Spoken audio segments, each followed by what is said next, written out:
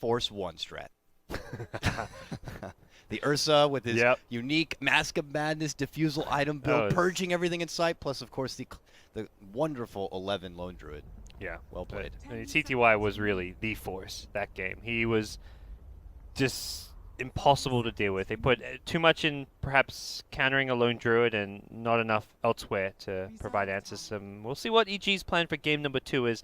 They have first pick, and it feels like more than side at the moment, first pick is probably the biggest deal. I think so. There's been periods where having being on the Radiant side was what you wanted, or being Dire if you want to go back to some of the past TIs. But right now it feels like first pick is the most important thing to have. It even had so much influence, at least in my opinion, on the first time these two teams met in the very first round. The team that was able to walk away, EG want Faceless Void right now, I think is what's happening.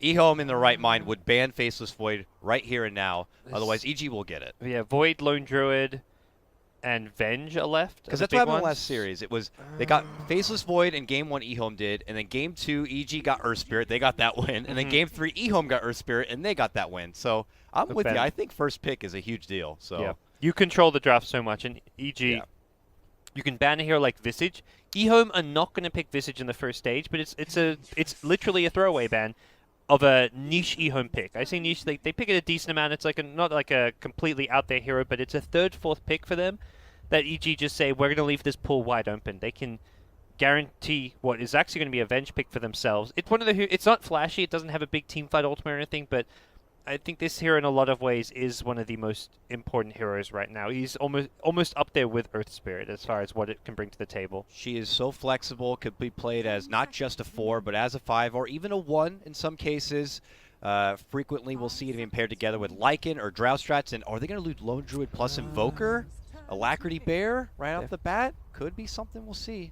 But 11 gets his Lone Druid again. He's already warmed up to play, so I'm sure he's happy right now. Yep. Depends if they want to grab a support here and just hide a bit more of their drop. But Invoker's absolutely fantastic with the Lone Druid, and they're a team who can do the Quas-Wex Invoker with Old Chicken too, which is maybe something you want against a team that can play very fast-paced, look to push down towers and put pressure on you using a kind of Venge Aura strat. So it has that flexibility. Could also grab a Witch Doctor to maybe deny it from EG. Typically something very good against the Bear. It didn't find him a lot of success in the last game, but it's still a potent support grab. As if they don't. Because last time they did wait a bit for the Old Chicken pick, and he lost the opportunity to grab up his Death Prophet or Viper. And to be honest, we didn't get to see him play a whole lot of Lina up to last game, but it was actually pretty damn nice. And that's intriguing. An early Rubik commitment here. Something seems a bit fishy by this. Unless they're going to go maybe they're going to go hefty push again. Could see a Lanham Pugna utilizing the null field and hoping to go all in with the push. Yeah, because Rubik's not a hero you typically think of to draft after Avengers pick. There's not really amazing... I mean, a Magic Missile is not a bad spell steal. The swap is not a bad spell steal, but it's not something that you're really picking the Rubik for. So I'm completely flabbergasted by this Rubik pick. I have nothing to say about why they would do it or what they're thinking, really. I mean, obviously wasn't the intention to counter a Bat Rider. Lift could help a bit, but is never an easy guarantee. So EG are just going to get the obvious grab that's left there and going for the Bat Rider. I mean, obviously EHOME can't take the Bat Rider themselves. They've already committed for the Lone Druid, and they don't have that EG factor where they can play it in the mid lane. At least I've never seen Old Chicken play in the mid lane. So they grab it. They already have the best counter on Vengeful Spirit. I don't know if I foresee EHOME to kind of go down the road of an Oracle, but remember they pulled out that Legion Commander last time. Works great with Lone Druid and was very nice to counter the Bat Rider. So I wouldn't put it past EHOME to get Lanham that LC once again. And it's more of the kind of support you want to have with a Rubik. Like a Rubik plus Oracle, to me, is a very weak support duo and doesn't really work too well together. But the Legion Commander can play that full position role, gives you a bit of AoE, a bit of control that can also lock down through BKB in the duel. So see what EHOME have in mind. Well, first EG, whether or not they want to ban something like the Legion Commander. No ban Oracle. I'm still surprised by this just because I don't think you want Oracle with Rubik. It's a just kind of weak support duo. They both play into that kind of zoning, safe lane support in that kind of 5 position role. Don't mean to break our immersion here, gods, but Production in the back. Would you mind just taking your mic and turning it off right there? That would be a bit helpful. It's a little distracting if you can hear me right now.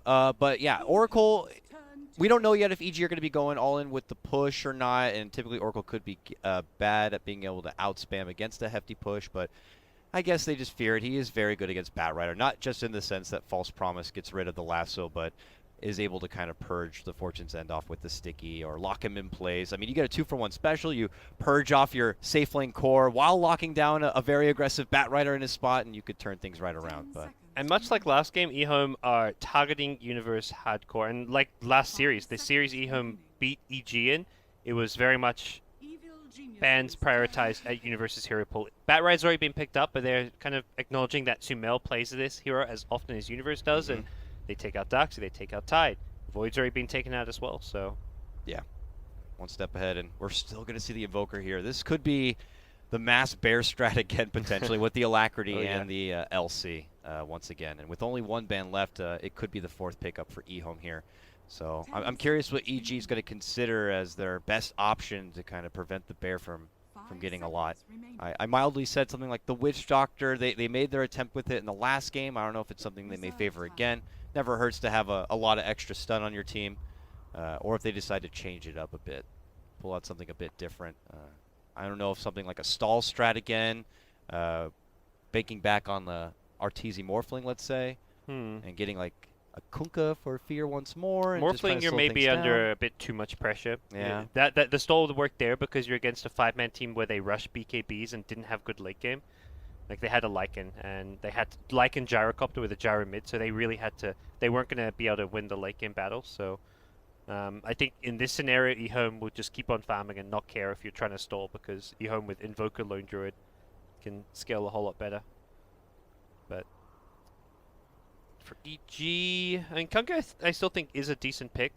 They're getting it just to give them some good big team fight. Something that Fear's had some decent success on.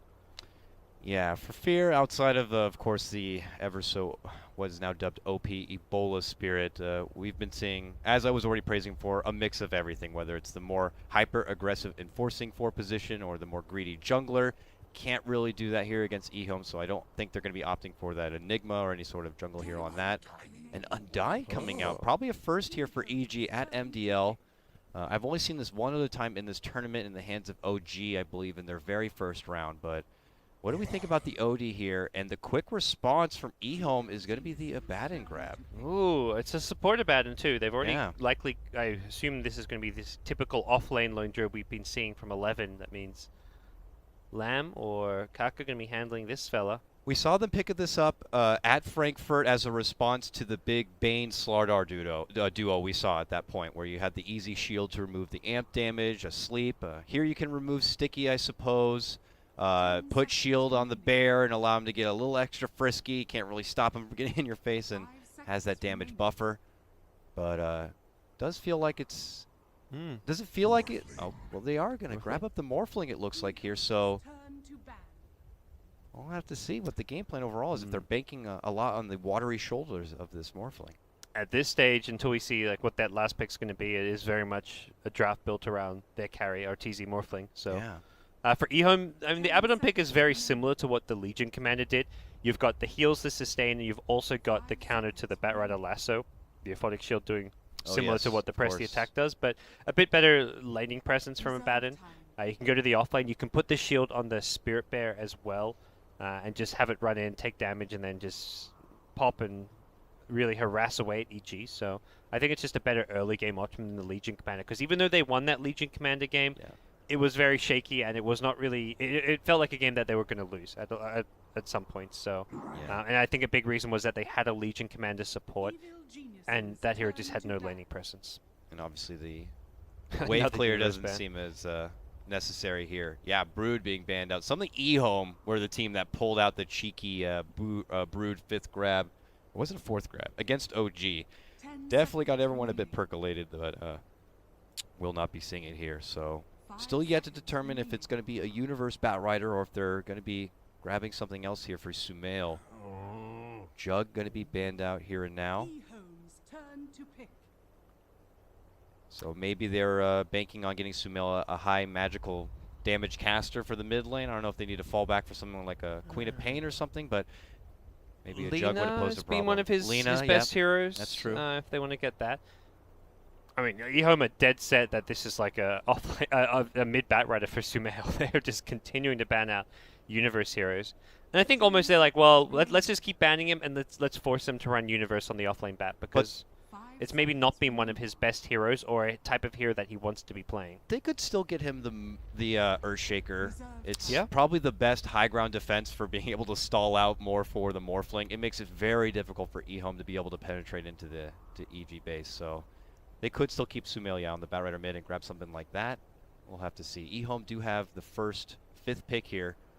And we're wagering it is going to be the grab for CTY to contest this Morphling here.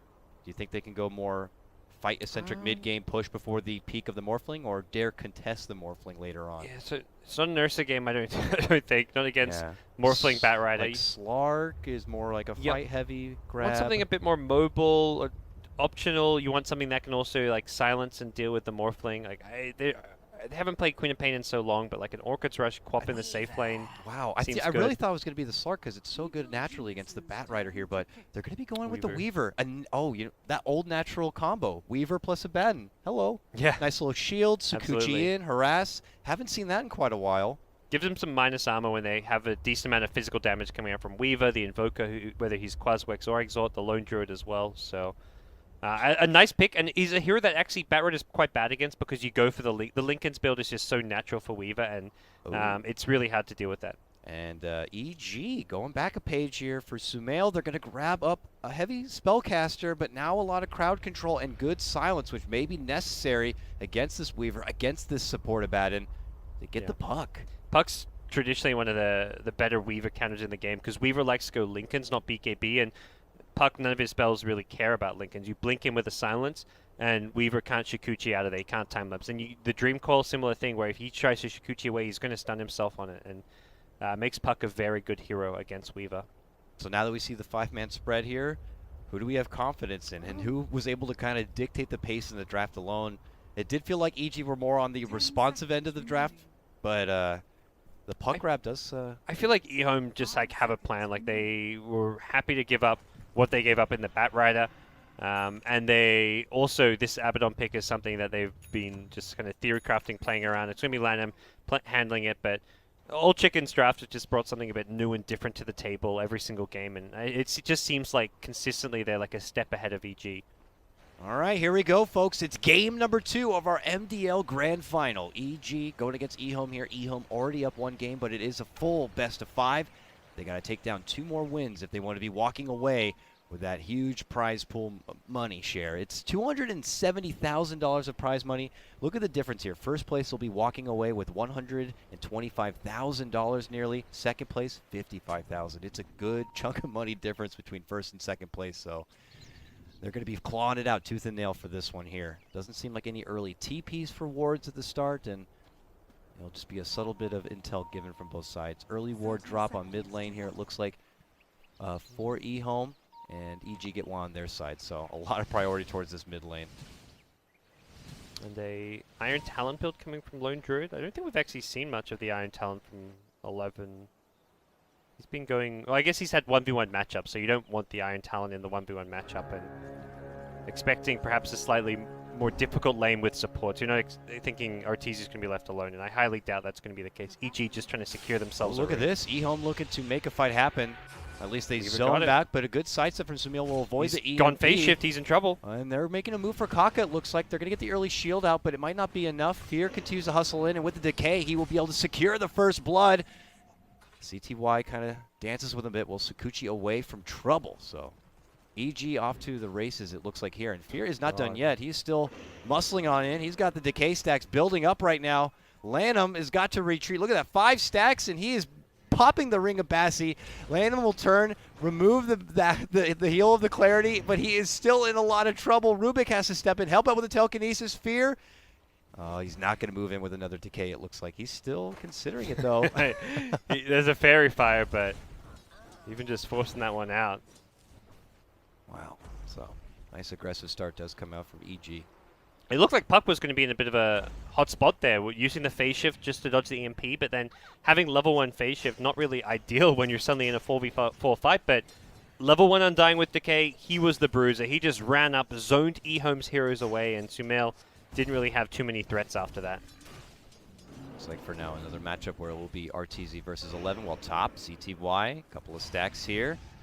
And will quickly be able to Sakuchi away from trouble. Has Babysitter land him. Uh-oh, bottom lane. RTZ going to be forced to morph up quite a bit, but look at the damage coming out right here. Okay, gets back under the tower, and he's like a one tango to work with now. And he morphed so much to strength that he's not getting value out of that salve. He was on 900 HP and he's missing 800 HP when he popped the salve. He had 100 out of 900, so you're not getting efficiency out of that. You're still going to be at most 2/3 HP after the salve plus tango, so he's really going to have a rough time down bottom against this lone druid. Old 11 off to a fantastic start. Even though the CS is even, it's all about the HP regen and who's got more left to sustain themselves in these lanes. Yeah, I mean, PPD's not going to be able to really zone back the lone druid a whole lot, but he will be there for the 2-minute rune, grabs it up, while Kaka will take up the arcane rune at the top lane, it would appear. So this dual lane from EG now, trying to play it a bit more on the aggressive side, is turned it down a bit since the first blood action. It's not going to be very easy diving into this EHOME safe lane. I mean, CTY's got Sakuchi. As Lanham gets levels, it becomes much more difficult to get some serious offensive work done.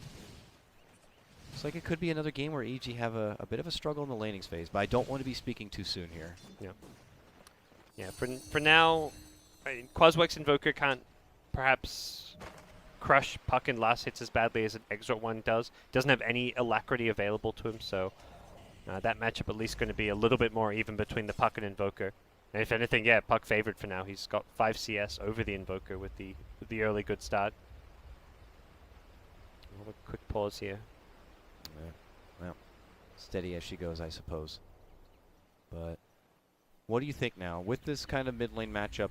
It's been a while since I've seen Sumail play the Puck right now. Is it one to get more proactive with once you start getting the Dream Coil online, looking to kind of add some extra aggression? Last time they let the lone druid kind of do his own thing in the mid game period. Maybe this time they put a little bit more extra pressure onto him. What would be the answer? I think even before Blink Dagger, just with some levels, he's going to be looking and ready to TP around. If anything, it's the Bat Rider who can power farm better towards his Blink Dagger, so Puck can just look to fight, use just pure levels to either find some kills or create space for the Bat and morphing on the map. You don't want all 3 of your cores just being greedy and farming once you get past the early laning stage, so most likely it's Sumail who tries to get more involved, be active, and kind of counterplay any EHOME aggression. Looks like Universe will head back to pick up his Tranquils before heading back to lane. Could always opt to step back for the jungle if he needs to kind of build the farm and let Fear take the lane. But Fear is already on his own little adventure here. Still sporting his 2 mangoes. And he's looking to kind of get some decays action happening here. Sumail's tantalizing him a bit, but here comes Fear. Now the orb on forward. Is there going to be a commitment? Nope. Old Chicken will be brought down to half of his life, but will be in the safe zone and away from trouble. And the nice thing about the Quaswex build, he's got plenty of HP regen, good at HP and stats for this, and nice rune deny. RTZ really needed that because of the bottle refill. He like walked away from it from a bit. It looked like Savage Roar, yeah. Oh yeah. Wish there was more of a graphic. I'm still getting, with the Savage Roar. I like hear it, but then I'm like, oh, I just thought that was a casual roar from the bear naturally, but you're right. It takes some getting. I'm still occasionally see it. I'm just like, wait, what? Why are they running away from the hero? Oh, right, that's a new spell. The roar. Look at this, Lanham. Don't see the ganking Abaddon every day, but I don't really know if he's expecting to get a kill here. Sumail would have to use an aggressive orb forward, so he's just trying to. He's probably telling Old Chicken try and get him to use coax him a bit. Yeah, make him spell. Yeah, make him use some spells. Entice him with take a few pot shots, you know. They will force out the Sakuchi. CTY will step away from the trouble.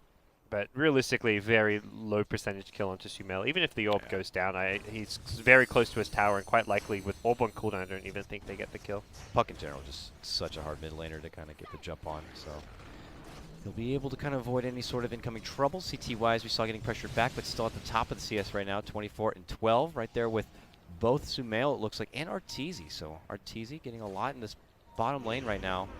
On the other side, you have 11, 17, and 7, so a nice equal trade. But here comes movement from PPD towards the top. His Fear is going to be committing the Tombstone. He steps in with the wave. Magic Missile on for Kaka, and that will be enough to take him down. 2-0 start for EG, it looks like. CTY makes his move in, and we'll try to quickly Sukuchi out, but they got the dust. It slows him down, but Lanham will be there. 8 seconds for the next shield, and EG are not going to be able to kind of follow up with any additional damage. And that shield gets rid of the dust as well, so it makes it very hard to kill the Weaver in those situations, but even hard enough just because of the Shikuchi speed getting him away from there. But very kind of neck and neck early game. The CS pretty much even between the two sides, maybe slightly favoring EHOME with the offlane Lone Druid getting more than the Batrider, but it's EG with the kills here and there. I feel all in all, even though EG are getting the kills, there's a lot of pressure onto the EG lanes. There hasn't been a kill into the Morphling, but he's been constantly low. And here again, top lane. He's in for this one. He's already got the Swarm on it, and he's going to get it with the last auto attack right now. And now they look for Fear. Fear's going to be going down as a follow-up. Old Chicken making the rotation from the mid lane, participates, and they walk away with their winnings. A takedown on both Universe and Fear. Yeah. Old Chicken getting very proactive early on, and something that's nice about, the Quaswex Invoker, it just feels like every game outside of the 2 games we've seen from Old Chicken, it's always been the Exort Invoker. Some have gone for more Forward Spirit, Sunstrike. We've seen some go for like the Yules combos, but it's really kind of nice, refreshing to see the Quaswex Invoker. It's still not as strong as it once was, but it's much more proactive and gets involved in the game earlier on. And when you have a hero like Lone Druid on your team, I don't think you want to be running an Exort Invoker. You just don't have the space for those two to be on the same team. And once you get that one root, man, you can seriously do a lot of damage. But as they step back and reform here, Sumail has Dream Coil, and he wants to put it to work. But as you said, they have the ward in the lane, and just as fast as Sumail makes his appearance, EHOME are quick to retreat back into a safety position, and Sumail's going to take his business out to the bottom lane instead. Can they get a grab onto 11 now? They don't have that lane vision, and there's going to be just a walk-up coil right now. Shape shifts to kind of get in the extra HP, but PPD's right behind with the assistance of the Magic Missile. Here comes Lanham in a 1v3, but suddenly a Wild Chicken appears and dishes out the big tornado catch, and it looks like they might be able to get the grab. It's a trade where they get the grab onto Arteezy, a worthy one for EHOME. Well, huge, again, Old Chicken. It's his movement, his rotations, finding what EHOME need here in the early game. It was a really good TP from Sumail, because he realizes as soon as EHOME back off, play defensive at top, that he must have been scattered by. I mean, it's 8 minutes in. There's a probably 60 to 70% chance they have a lane ward up top, but he makes that movement anyways to show himself, and then he shows himself top, goes into the trees where he's going to be in fog, and then TP's bottom. So Lone Druid's pushed up and contesting the lane because he sees puck top. So very smart heads-up play from Sumail, but ultimately EHOME equalize things, and if not, get the better trade with the Arteezy kill. Just as quick as they get that Arteezy kill at the bottom, they smoke up and they go towards the top lane, it would appear. Hoping to catch out Universe, who's going to have to take the road back, it would seem. But no, he comes back towards the lane here. A quick tornado setup, and this Batrider could be in trouble. And we'll have to see if EG have TPs on hand for a possible tier 1 rotation. Uh-oh. He's moving right towards Secret Shop and right to trouble. Oh, he's gone. Just got caught vision of those heroes in a nice little pocket of trees where he could easily get back in the fog. Gekatep will be averted. Nice spottage right there for Universe, and the smoke will just have to be put on the side, it would look like. Sumail's still staying at the bottom lane here, has a new Dream Coil up now. If the game continues like this, and you were saying before, things almost feel, as far as farm goes, at a bit of a break even, who does that benefit better? I think, for me, EHOME, they're going to hit their kind of timing with their 5-man lineup earlier. EG's going for these 2 Blink initiators who can find great pickoffs in the puck and the bat, but that kind of play doesn't work against the EHOME team and play style. They're a team who will group up as either 4 or 5, and in this case it may just be 4 while Lone Druid farms. Until Lone Druid has Radiance, it's a 4-man push, creating space for the Lone Druid. And EG, they can try and, like last game we saw, like they recognize EHOME's playstyle and try and gank the bear hero there, but killing him once, for example, isn't going to ultimately change a whole lot. There's the coil. It's committed for Lanham. He gets dropped. No borrowed time yet. And for EG, they've got to be more concerned that the bear is just farming away. Killing him is not going to change that fact, and they just don't have a hero who can go down there and contest that lane. It does feel like, though, Universe's blink timing is going to be a bit late in this one. Not at that peaking when you'd like to see for the bat, so I don't know if EHOME know that or not and might start playing a bit more hesitant if Universe continues to kind of stay off the map a bit. But at mid lane here, Old Chicken moves forward. PPD just trying to soak up some solo XP for himself, trying to get towards that level 6. And he could move forward, go for the missile, but would need, obviously, some serious assistance here. And they have Coil, but not much else to add on top of it quite yet. But here comes that Coil. Can they go? Swap back. Silence. Right clicks are coming out. They got the orb. Dishes out the cold snap. Now retreats down south right now to make it back and away. I said he had a Coil, but he actually doesn't. Obviously using it on Lana before. But with what they had, it's not going to be enough. They do need that Coil. So Old Chicken's going to make it away from trouble. All right, nice. Nicely played. I mean, he's so tanky. He had 1100 HP at full with Magic Wand. Didn't even have to use his Fairy Fire. Like, killing Invoker is just a huge ask at this stage of the game with 2 heroes. I don't think, unless you're bringing in someone like a Batrider, I just don't think that's going to be plausible. Double shields from Lanham here as he eats a casual bit of harassment. All will be well. Not seeing a huge acceleration, though, for these tier 1s from really either team right now. Yep. Lone Druid not really prioritizing pushing at this stage. He's got his Midas now. He'll only prioritize solo pushing once the rest of his team are ready to group up a bit and play around like the Weaver item timing. Here we go. EG looking to make their move for the bear here. Old Chicken sends through a tornado, kind of disrupt the action with the EMP. Targets the Tombstone, quickly takes it out. Sumail gets the catch. A 2-man Coil right here. Follows it up with the silence. They'll be able to finish off the Rubik. Lamb's going to be getting the Parlo time off.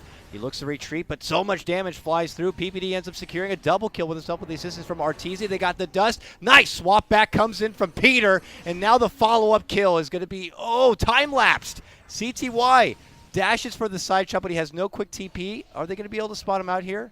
No, they will not. CTY. Man, that cheeky little bugger. Going to make it away from trouble. So fantastic grabs coming out from EG. Using the Tombstone just so well placed. In EHOME, they focus the Tomb, but the end result is that while they're focusing the Tomb, heroes are going down. Their supporting cast not really that fight ready. The Rubik not offering a whole lot at level 5, so EG take a big one, and while that's all going on, Universe just farming away towards his Blink Dagger, and Puck also getting close to his. So they're going to have their double Blink Daggers at a very good time this game. And they need to, because if they don't get these and start looking to pick off and punish EHOME, the farming Lone Druid, or heroes like the Weaver using the Puck, then I think EG will be in trouble once EHOME start breaking towers. At that point, Arteezy won't have the free space to farm up and be that insurance policy. They need these Blink brothers here to be able to cause a bit of a ruckus in the mid game and create that space. So we'll see if they'll be able to get the tools necessary to get the job done, or if EHOME are going to be able to respond their own way. They're putting some farm priority, it looks like, into Abaddon here, getting that shield leveled up, extra heal and nuking power leveled up a bit. Even CTY getting some farm priority at the top as he finishes out his Lincolns, looking to attempt to.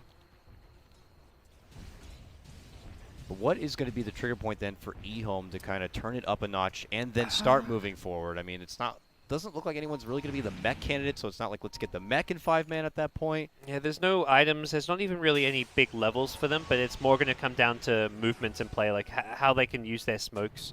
And they've got most of what they need. It's the Invoker who has to kind of dictate the flow of this game here, and well, they'll force the Morphling away with the EMP, and then while that's going on, they break the Undying, getting the 2 money as well for the Lone Druid.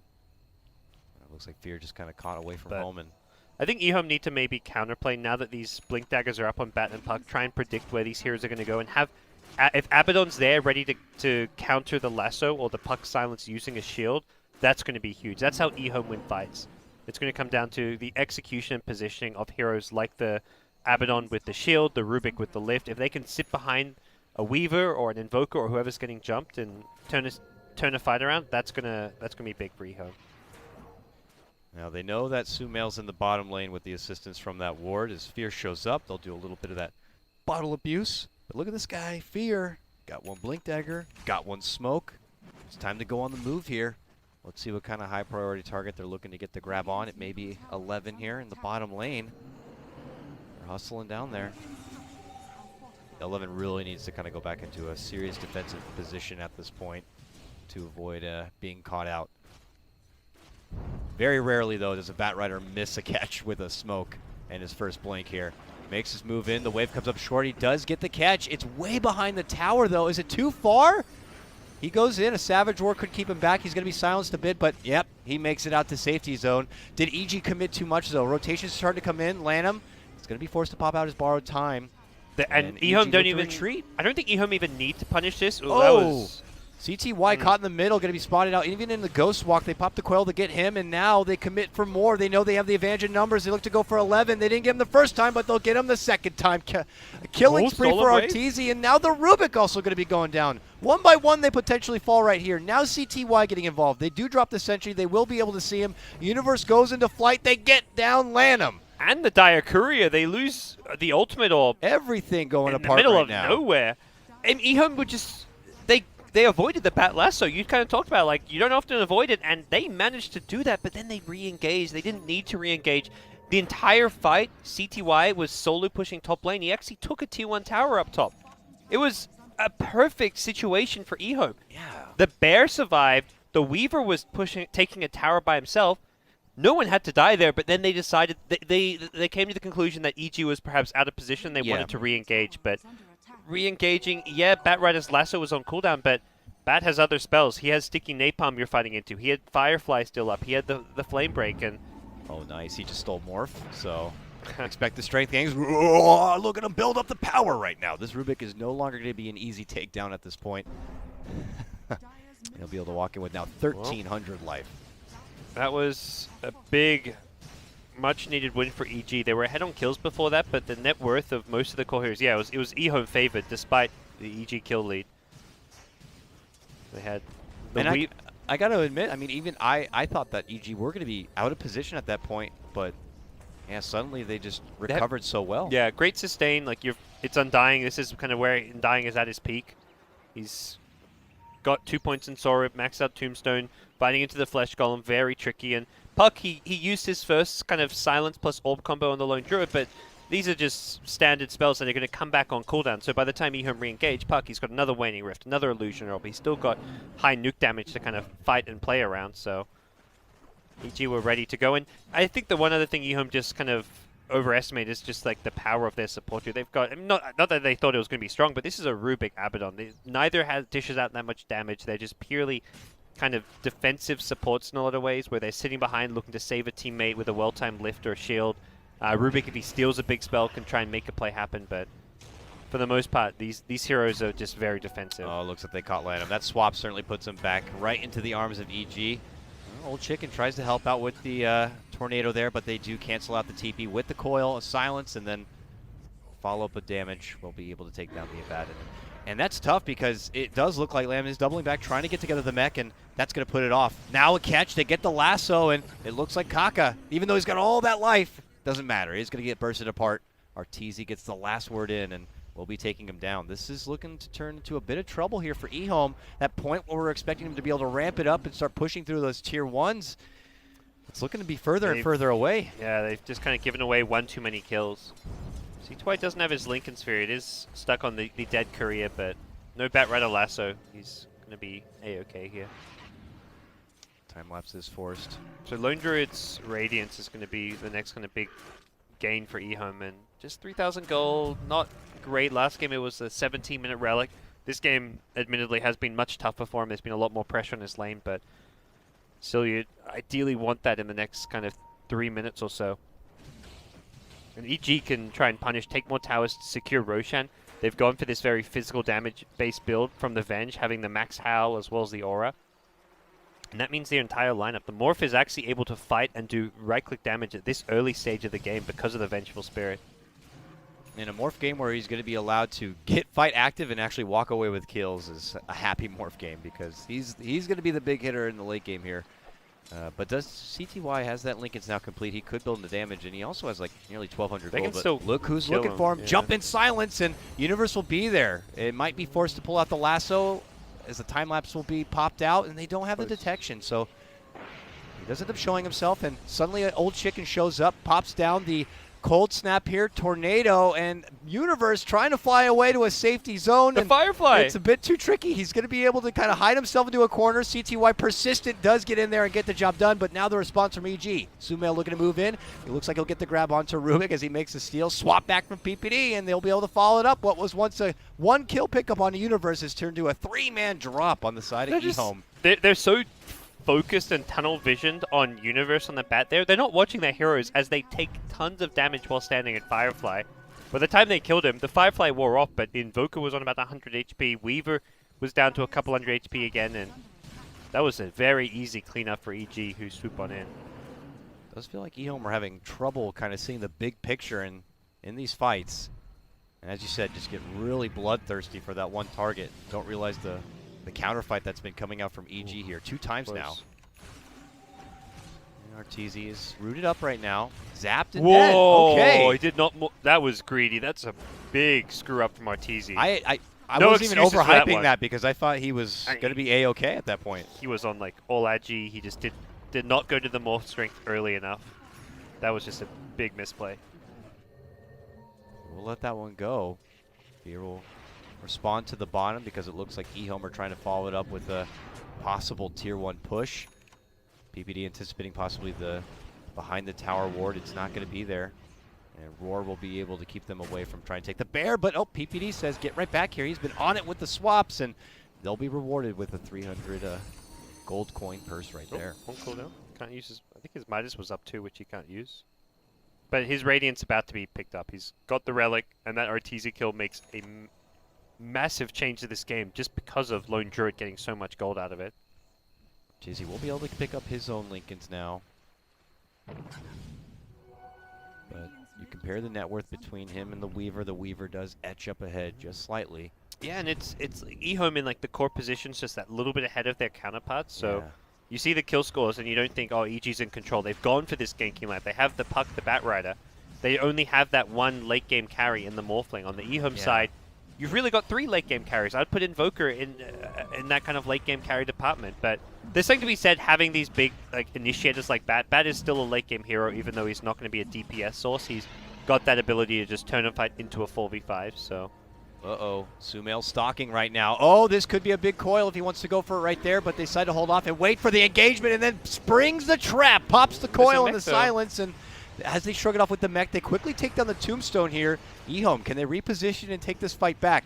Fears Sumail, go on the prowl, looking to get a hold of Old Chicken. He shielded up and healed here from Lanham. They're going to be able to take down Fear. Still can't get Old Chicken. Universe moves on forward, got the force. Colts, he steps away with the ghost block right now. Lanham keeps him alive, but finally they get the lasso. They will take down Old Chicken. Lanham ascending to the staircase here, but unless he can force himself to the low ground, he ain't going anywhere.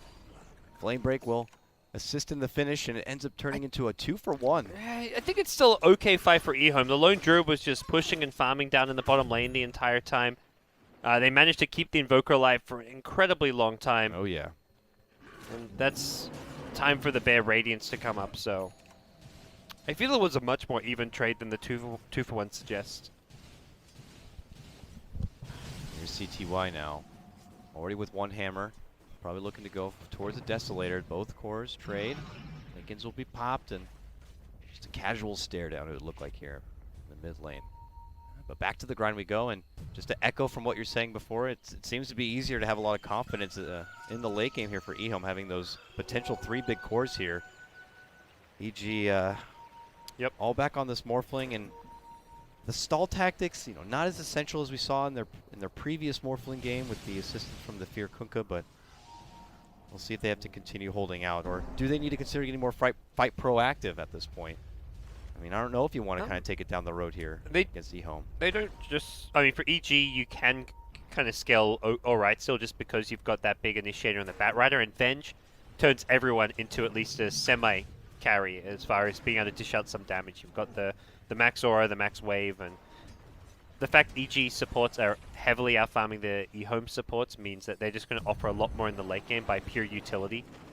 Having items like 4-staff medallions, Aether lenses, whatever it may be, whereas a Rubik is just lucky to bum up a Blink Dagger by 30 minutes at this rate. Universe looking on the high ground here for a potential catch, but they are pretty clumped, and unless he goes for Lanham. Anyone else could potentially get shielded off.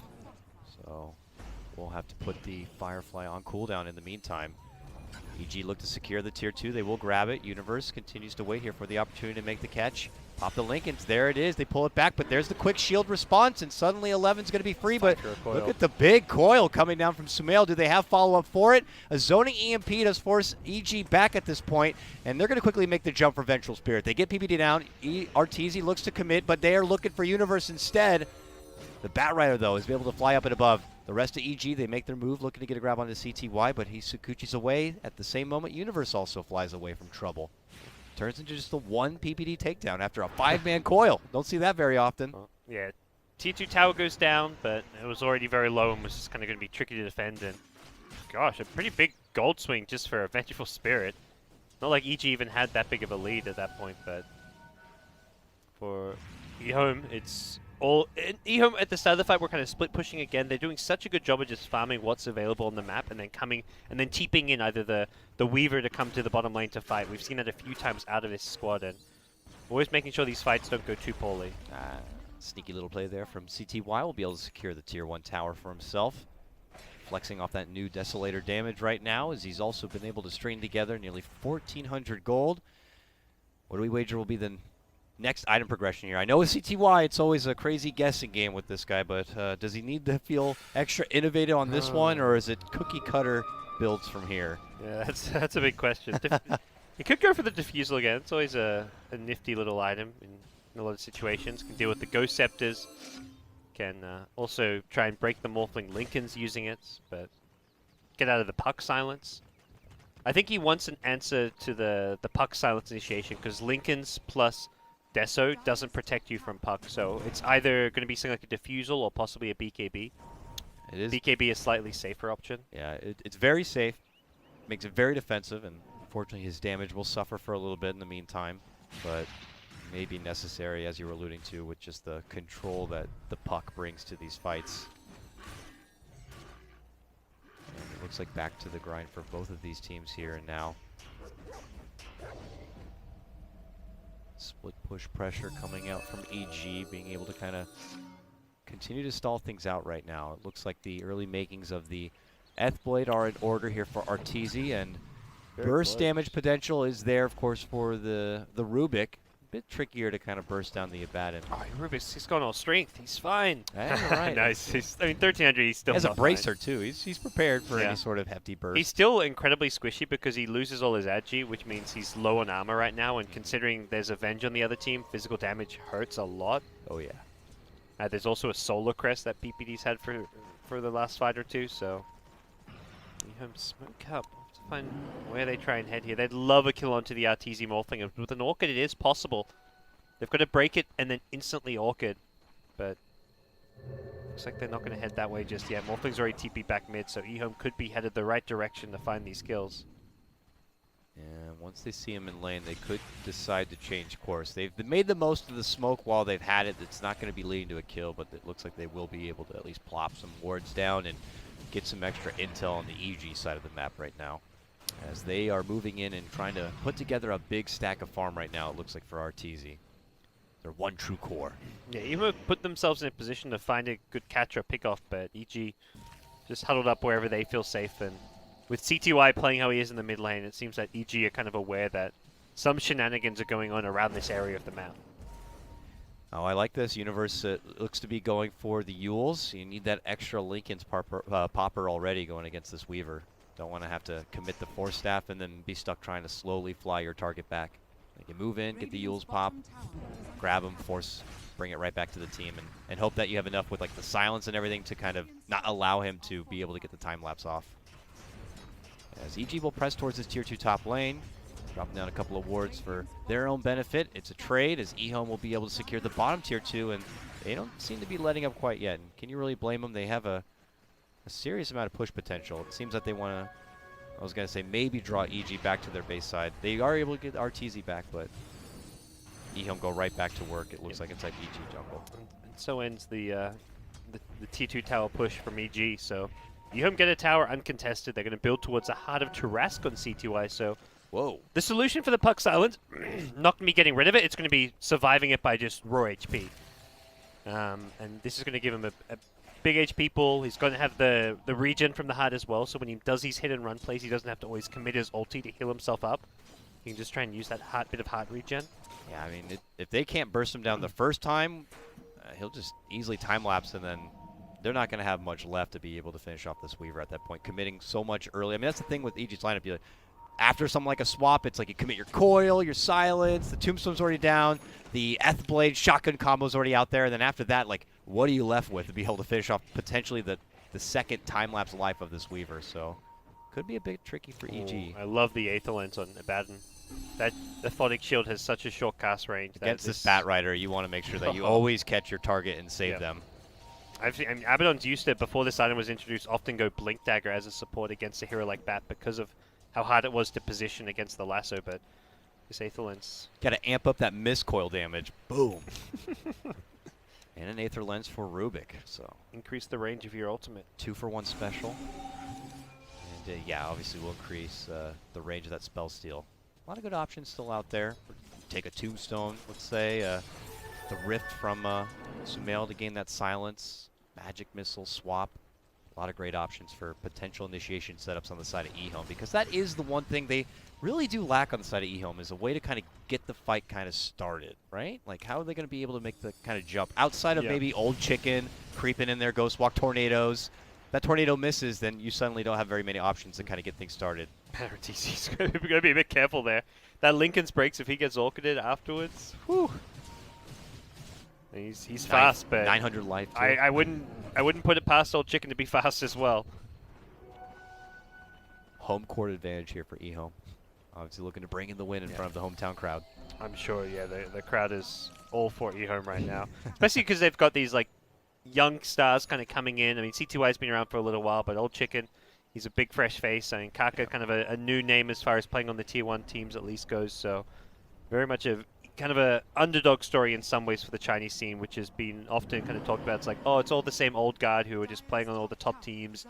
Your Ferraris, your Chuans, your Zhao 8s, your Yaos, but this is very much a team where you've got just really the one veteran in LANM. Other than that, it's kind of 4 guys new to the top level of Dota 2. And really is hard to not be a fan of him. I mean, he was talking about it a bit during their Frankfurt run. Remember, in the group stage, I believe, they had a really bad group stage, and LANM was saying how there was some internal complications, but now they're bouncing back and suddenly in a grand final and potentially looking to take a good fight here against EG. They get the pullback for University. Eth is going to be able to kind of keep him away from any sort of additional physical damage. Huge burst here on Kaka, but he's barely going to be able to stay alive. The first blow is going to be going down, and they get the catch on for Sumail. Fear looking to retreat on the low ground. 11 on pursuit. Goes into the Flesh Golem to get the extra sustain while Universe isolates, gets the catch. Him and Arteezy will be able to take down Old Chicken. This fight split down the middle. You take that, we'll take this. And now it's Arteezy versus CTY manning up on each other. Both cores going in it right now. Arteezy changes targets and gets the kill on the LANM. He's got a triple, waveform to the high ground, and he goes for the retreat. CTY, though, not looking to let up. Sees him, scouts him, goes Sakuchi, but Universe is here. He better be careful. Flame break, catches him.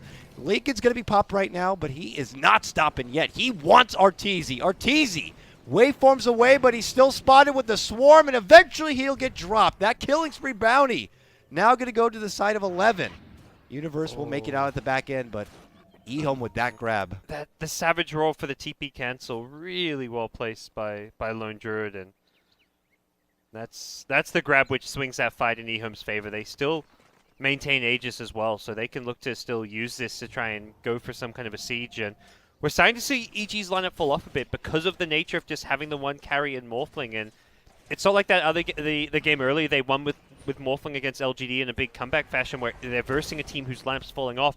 EHOME's lineup is going to keep on getting scarier and scarier. Every item for the Weaver, for the Lone Druid, for the Invoker raises them up to that next level. Luckily for them, Invoker is actually quite poor. If this Invoker was also sitting around like 12 to 13k net worth, EG would be done for. But this Invoker, he's down around the 8k mark. EHOME get that tier 2. They know Arteezy's still out for 20 seconds. Dare they kind of dance on the high ground a bit here while they have the time? Looks like they will get started. Bear. Alacrity frickin' Bear now begins chopping away. Look at it, man. Tier 3 soon to fall right now, and they're going to make some early work onto the melee. Oh my god, look at the demolition work here. They might even just get the melee racks. Yes, they will. EHOME strike first inside the base and look to go for PPD, but suddenly the trap might have been sprung. They get the grab on a CTY, but he gets the time lapse off, able to soak up so much with the help of that heart. Sumail moves in, gets off a big coil. Arteezy looking to kind of shoot down anyone possible, but no one from EHOME to go down yet. They look to make the retreat out, and they all hold strong. No one even low on life at this point. Quick the sustain from this Abaddon is so impressive. The one thing that is low is the bear. They don't have a resummon at this point. They need to try and keep this Spirit Bear alive, and that's going to be the target for EG. They break the bear. EHOME may have to fall back. At least they don't have a lone Druid anymore. They still have a Weaver with Aegis, so if Weaver wants to push, he's going to have to do it alone. They have no universe, so after they take the melee, they actually look to change course. Why not get a possible melee here, maybe? They move down, and they're doing this without the bear. It's still 80 seconds without Spirit Bear, which means they'll have the bear back up. Like, they'll have one bear and about 30 to 40 seconds left on Aegis. And, yeah, they make the call to TP out. You're missing... Lone Druid is, what, like 15, 16k net worth? He's, like, one of the top farmers of the game. If you don't have his Spirit Bear, you're missing AC, Radiance. He's got 19k net worth, so you want to make sure you have your Spirit Bear when you go for a push here. Otherwise, you're basically turning your, like, 5-10k gold lead into a 5-10k gold deficit. Medallion being picked up. Abaddon is just all about keeping this Spirit Bear alive in the front lines. He can chuck a Solar Crest on it later on once he upgrades this Medallion. Hell, get a Lotus Orb Blade. Just make sure that this bear just has the best time possible. And okay. Can we check if the Lone Druid has the pipe on his bear or hero? Okay, he's going to keep on his hero for now. The magic resistance could be pretty nice on his bear as well. I've seen some Spirit Bear or Lone Druid players even put just like casual cloaks or the hood, the pipe onto the bear itself for the magic resistance, but perhaps worried about his own hero being the target of any aggression. And as that gem did go down in the fight, he was quick to snap it right back up. Yep. So EHOME not even letting EG have that much.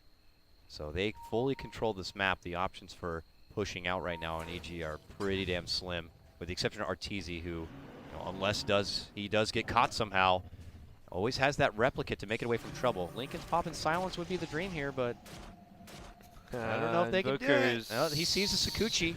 Waveforms, Lincoln, he's got Manta. Yeah. See you later. Yep. So pushing the hero to the absolute limit to get that much extra push. It's just, you got to do it, you know? Get that a bit of extra intel too. You know EHOME are fully committed to their entire lineup down there. So Aegis has expired now. Looks like no high ground siege off of this. It would have just been the one Spirit Bear, which... Oh, nice. Easy ward spottage.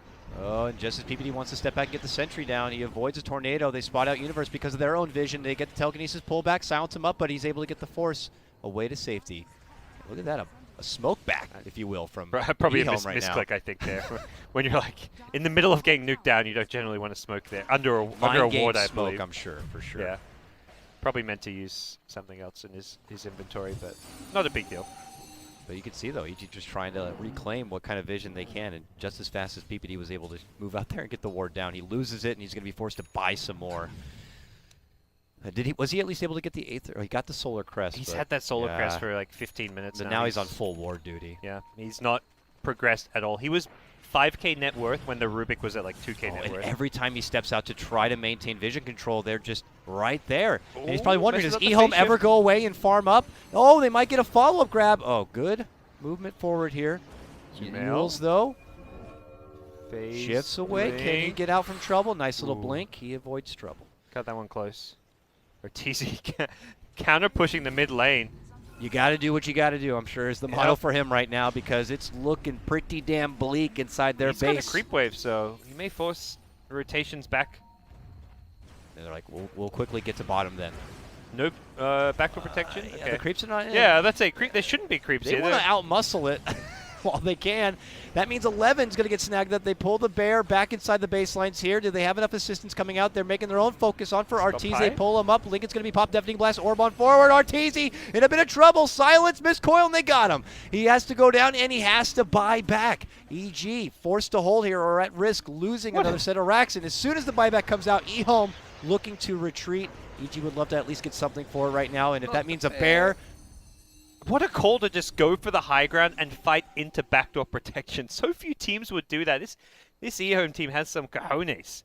They just make a ballsy call, Morphling, I almost feel like Morphling kind of pseudo-panics there, because his team should be able to at least defend and stall for the backdoor protection to keep that tower and Rex alive, but Morphling decides to TP on back rather than continue going for the counter push in the mid lane with the creep wave. He had creep waves. He could have gone for the high ground. He should have been able to force EHOME back. He got some good tier 3 tower damage, but the way that EHOME ramped up the base work, he was like forced to come back, and oh, they're going to get the grab on the Radiant Courier. Looks like it did have a little bit of a bounty on it, carrying a couple of items, but man, it gets much more difficult here. EG just never safe. EHOME, sharks in water, swimming out in front, and EG a bit nervous to go into the murky depths. Unless you're Morphling. You're a man on water, and you're happy to go out there. They're just on the other side of the map by the EG base without a single creep wave. Like, they haven't even pushed out. They keep forgetting. It's kind of a bit sloppy from them because they need to be pushing out this mid lane, but it's actually impressive at the same time that they're making it work. Seems to be the EHOME way, man. They have been one of the most, if not the most, aggressive teams in this tournament so far. I mean, in their matchup against Vici Gaming, game number 1 down in, what, 20 minutes? Game number 2, 17 minutes. These guys end games very fast. This is considered a long one for them. 41 minutes into this. Yep. Coach won't be happy. Coach is going to be like, 7-1 after this. Going to have a talk like, boys, what's going on? 45-minute game. No, we're not having that. And if they lose, whew, then you won't hear the end of it from 7-1. Look at this. Really want to force any sort of split pressure off. A maelstrom coming together for the Lone Druid right now. Yep. EG on the offensive. They smoke, and they're looking to catch out EHOME here. Oh, they cross Lanham. That's not the person you want to be walking across.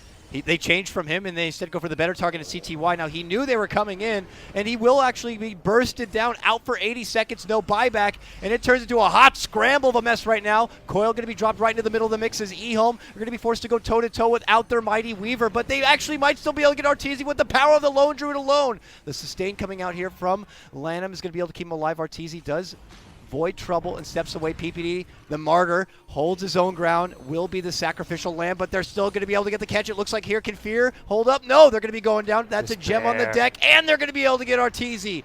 Looks like it could quickly be a 5-man wipe and the game. EHOME have done it without the Weaver on top of it there at the end. It was such a fast fingers play from Universe to start that fight, getting the Lincoln's break and then the insta lasso before they can react. EHOME get caught out with Abaddon not in a position to get the shield off, and look how much damage that bear did. 6.5k. Woo! I mean, you can see EHOME's play, like they want to fight, they go all in. They buy the Maelstrom. Bear didn't have buyback. Weaver doesn't have buyback. Weaver